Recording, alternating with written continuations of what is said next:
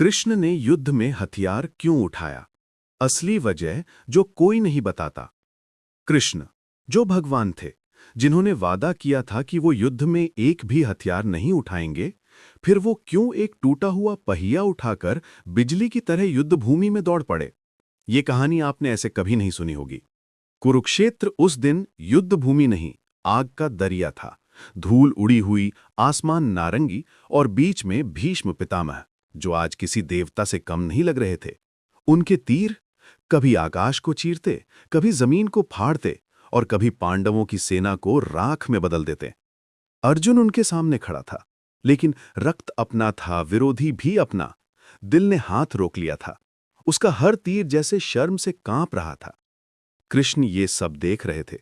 उनके चेहरे पर शांत मुस्कान नहीं, बल्कि धधकता हुआ क्रोध था। कृष्ण बोले, पार्थ, ये युद्ध तू लड़ने से पीछे नहीं हट सकता। अर्जुन की आंखें भर आईं। माधव, वो मेरे पितामह हैं, मैं उन पर वार नहीं कर सकता। ये सुनकर कृष्ण की आंखों की रोशनी बदल गई। वो रोशनी जो तब आती है जब ब्रह्मांड न्याय के खिलाफ हो रहा हो। उनके भीतर आग सुलगने लगी। रथ हिला, घोड़े पीछे हट गए, धरती तक कांप गई। अर्जुन समझ गया, आज कुछ बड़ा होने वाला है। अचानक कृष्ण ने कमान अपने हाथ में ले ली। नहीं, धनुष नहीं, उन्होंने उठाया रथ का टूटा हुआ पहिया।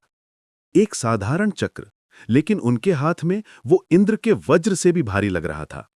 उनकी बिखली पीली रेशमी धोरी, उड़ते बाल, चमकती आंखें, वो आज सिर्फ भगवान नहीं, एक क्रोध से भरा योद्धा थे। दूसरी तरफ भीष्म मुस्कुराए। उनकी आंखों में चमक थी।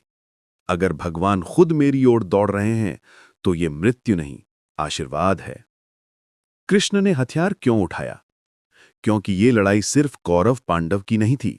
ये लड़ाई थी धर्म बनाम अधर्म की, सत्य बनाम अहंकार की और न्याय बनाम अन्याय की।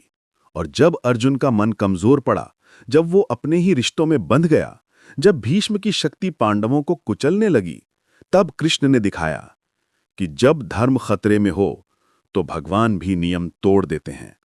ये दृश्य अर्जुन को जगाने के लिए था। कृष्ण भीष्म को मारने नहीं, अर्जुन को वापस युद्ध में लाने निकले थे। और वही हुआ।